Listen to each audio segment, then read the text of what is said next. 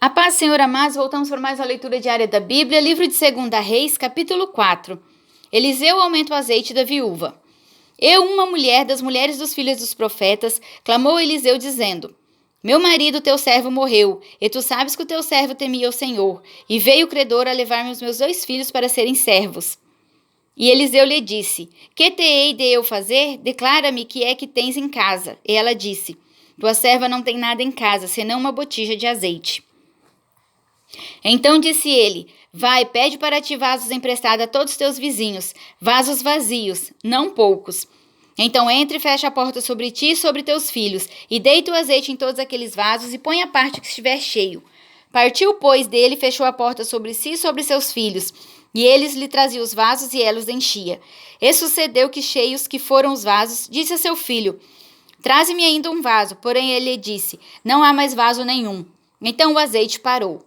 Então veio Élio, fez saber ao homem de Deus, e disse ele: Vai, vende o azeite e paga a tua dívida, e tu e teus filhos vivei do resto. A sunamita e o seu filho.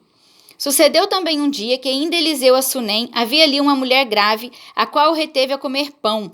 E sucedeu que todas as vezes que passava ali se dirigia a comer pão. E ela disse a seu marido: Eis que tenho observado que este que passa sempre por nós é um santo homem de Deus. Façamos-lhe, pois, um pequeno quarto junto ao muro, e ali que ponhamos uma cama e uma mesa e uma cadeira e um candeeiro. E há de ser que, vindo ele a nós, para ali se retirará. E sucedeu um dia que veio ali e retirou-se aquele quarto e se deitou ali.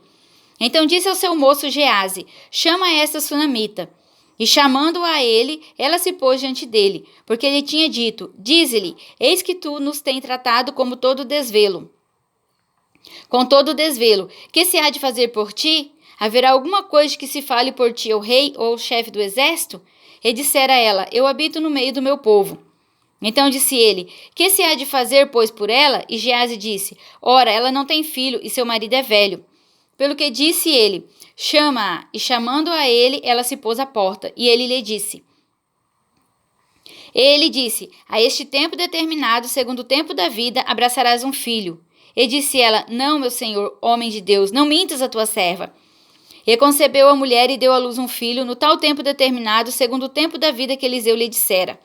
E crescendo o filho, sucedeu que um dia saiu para seu pai, que estava com os segadores. E disse a seu pai: Ai, a minha cabeça, ai, a minha cabeça. Então disse a um moço: Leva-o à sua mãe. E ele o tomou e o levou à sua mãe, esteve sobre seus joelhos até o meio-dia e morreu. E subiu Élio, deitou sobre a cama do homem de Deus e fechou sobre ele a porta e saiu. E chamou seu marido e disse: Manda-me já um dos moços e uma das jumentas para que corra ao homem de Deus e para que volte. E disse ele: Por que vais a ele hoje? Não é a lua nova nem sábado. E ela disse: Tudo vai bem. Então abardoou a jumenta e disse a seu moço: Guia e anda e não te detenhas no caminhar, senão quando eu te disser. Partiu ela, pois, e veio ao homem de Deus ao Monte Carmelo. E sucedeu que, vendo ao homem de Deus de longe, disse a Gease, seu moço: Eis aí a sunamita. Agora, pois, corre-lhe ao encontro e diz-lhe: Vai bem contigo, vai bem com teu marido, vai bem com teu filho? E ela disse: Vai bem. Chegando ela, pois, ao homem de Deus ao monte, pegou nos seus pés, mas chegou Gease para retirar. Disse, porém, o homem de Deus: Deixa-a, porque a sua alma nela está triste de amargura, e o Senhor me encobriu e não me manifestou. E disse ela: Pedi eu a meu senhor algum filho? Não disse eu: Não me enganes? Ele disse a Gease: Cinge os teus lombos e toma o meu bordão à tua mão e vai. Se encontrares alguém, não o saúdes, e se alguém te saudar, não lhe respondas. E põe o meu bordão sobre o rosto do menino. Porém disse a mãe do menino: Vive o Senhor e vive a tua alma, que não te hei de deixar. Então ele se levantou e a seguiu. E Gease passou adiante deles e pôs o bordão sobre o rosto do menino, porém não havia nele voz nem sentido.